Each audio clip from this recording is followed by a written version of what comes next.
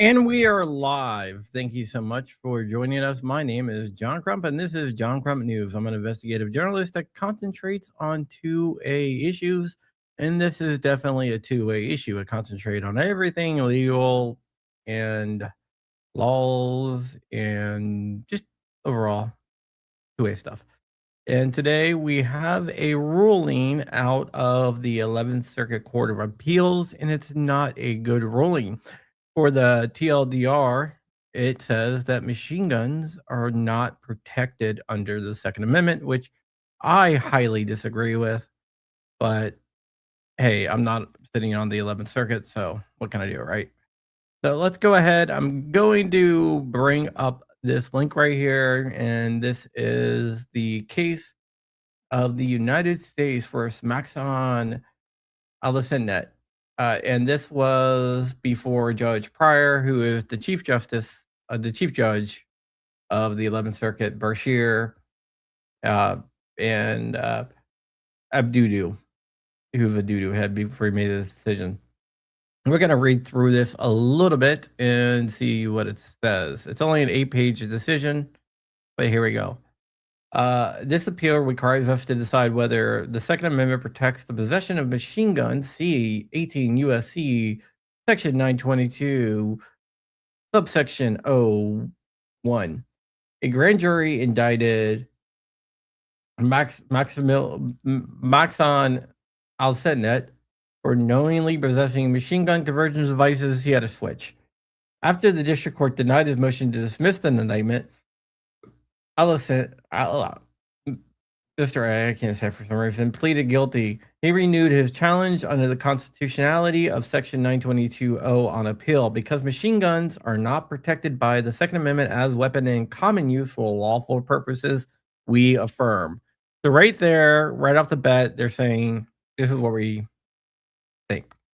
And now they're going to go into the background. A grand jury indicted Mr. A for possession of a machine gun.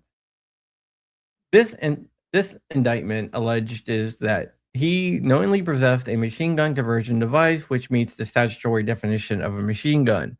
You got to remember that they say if anything that can convert a semi-automatic firearm into a machine gun, that item itself is a machine gun. So he moved to dismiss the indictment on the grounds that Section 922O, subsection 1, violates the Second Amendment as applied to adult citizens with no felonies. This guy had a clean record as far as felonies go. The district court denied his motion to dismiss. It ruled that machine guns are not in common use and are dangerous and unusual.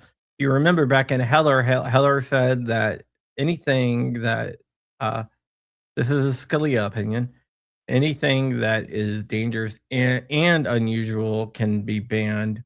Heller said that things in common use cannot be banned.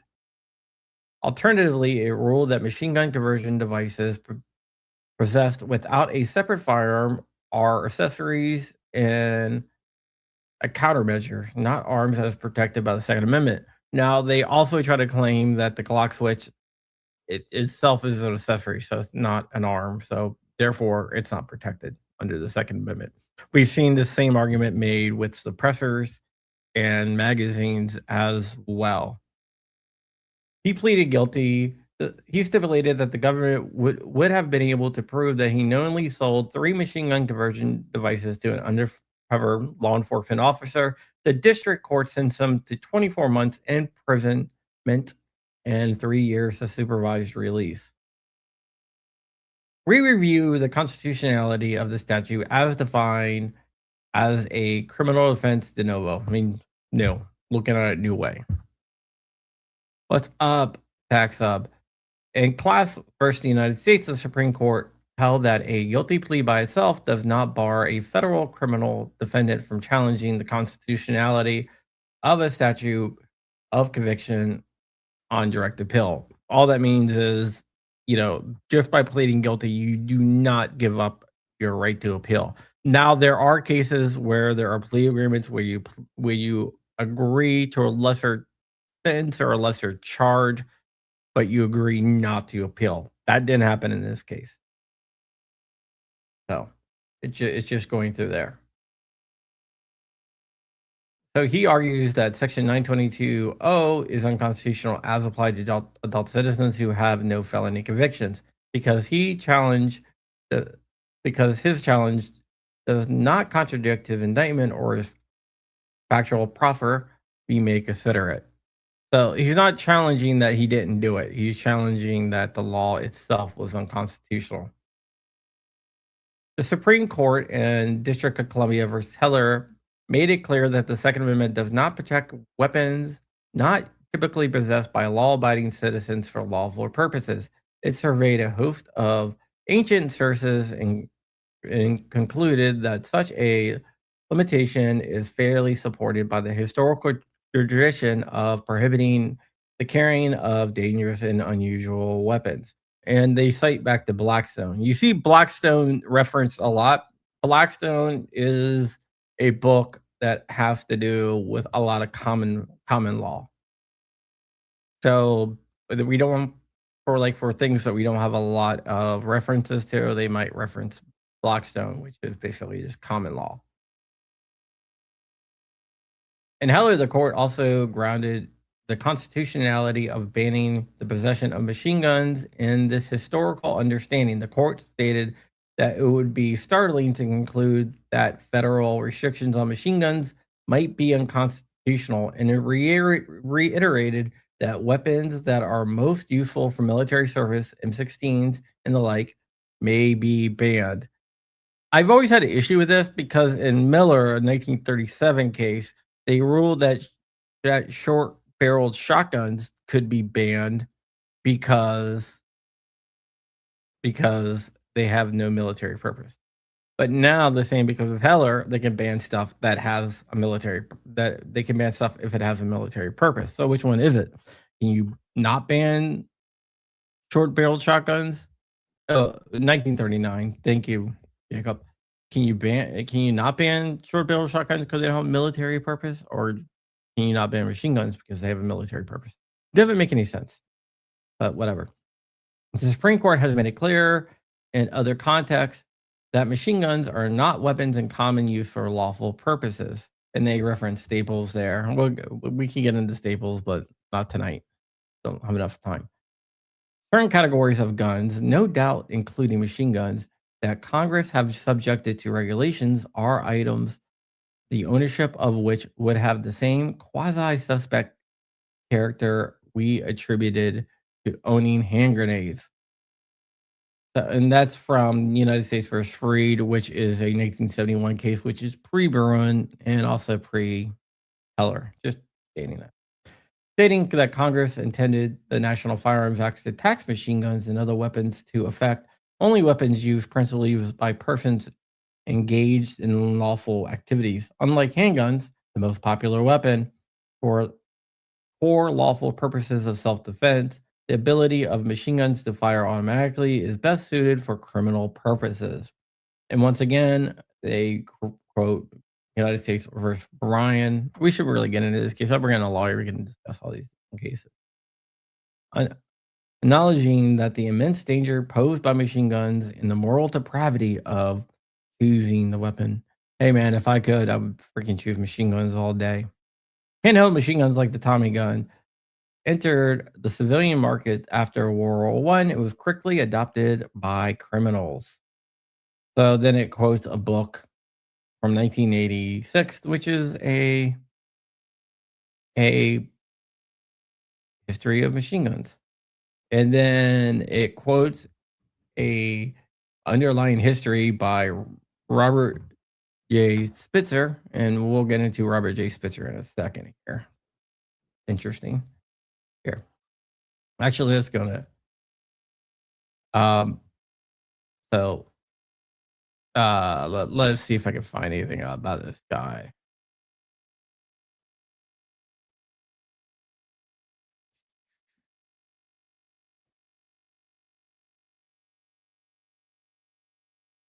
It looks like he has a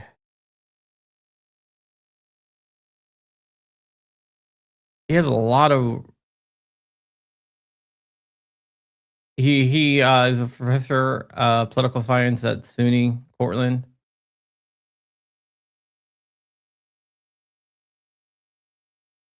And let's see here what this says. Oh, he wrote an opinion here. So we'll get into this in a second. We'll look at his opinion to see what he sounds like. At least 32 states responded by enacting anti-machine gun laws between 1925 and 1934. Many of those laws banned the possession of machine guns. And it just goes into what those laws are. Then it talks about the Congress enacting the NFA back in 1934 and requiring registration and putting a $200 tax into it.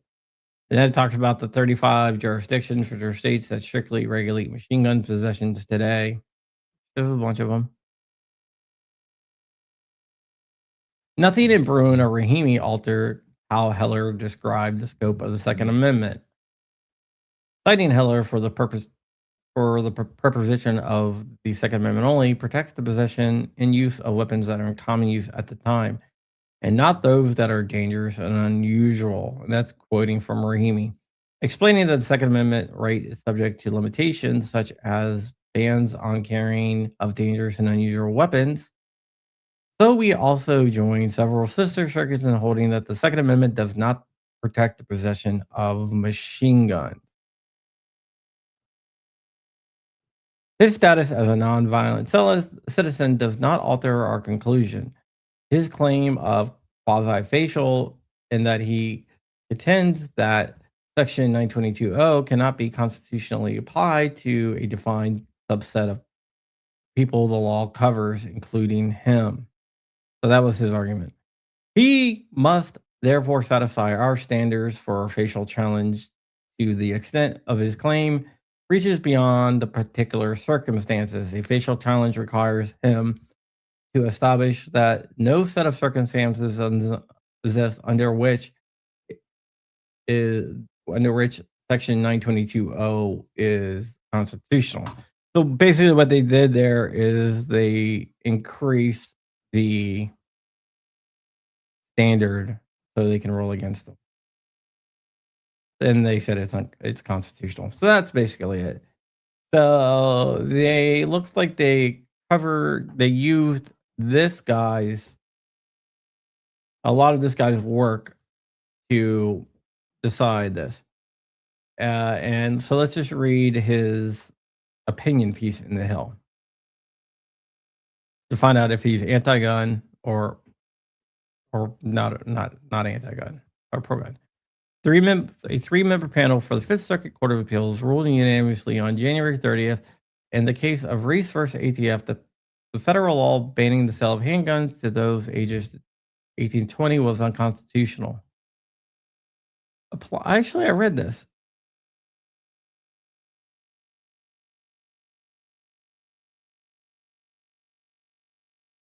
Interesting. So let's just read this. Hold on, let me see here.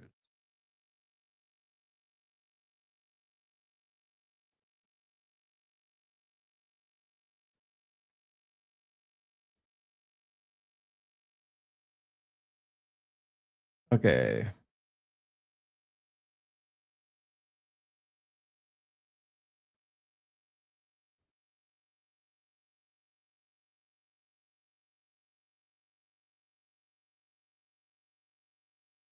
Yes.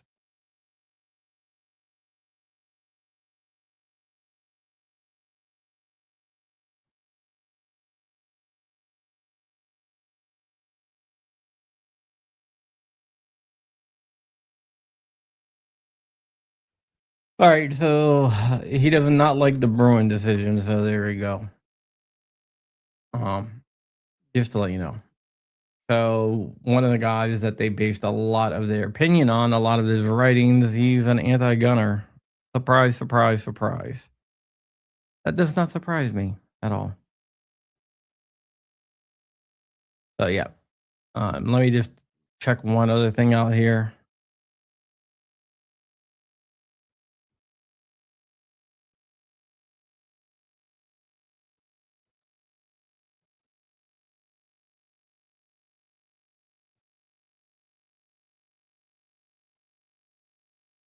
All right. So basically, the 11th Circuit says Machine guns are bad because they're dangerous and unusual, and they are not in common use.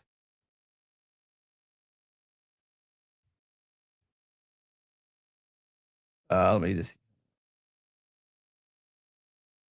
okay. So this Robert J. Spitzer guy, just doing a little bit of research, is he's for a federal handgun purchase restriction. So there you go. And he's for banning anyone under 21 from owning a gun. So this is the guy that they base their stuff on. Surprise, surprise. All right, so that's basically it. They ruled against machine guns. Some machine guns are not protected, and then they cited an anti-gun author in their research, which doesn't surprise me. All right, guys, that is it. We're going to get out of here. Thank you so much. And with that, we are gone. I will see you tomorrow. Remember, tomorrow we will be doing our watch podcast over at Ticks and Bangs on YouTube. So Ticks Bangs on YouTube. And we will be giving away this bad boy. And let me just put this up. We're going to be giving away this right here. So if you want to win this, go, not the gun, but this right here, this watch. We're gonna be giving away this watch tomorrow. So if you want to win this, go ahead and head over to at Ticks Bangs and subscribe to the channel. It's me and Hank Strange, and we do a lot of really cool watch stuff. And yeah, that's it. All right, guys. I will see you guys later. And with that, we're out of here. Bye.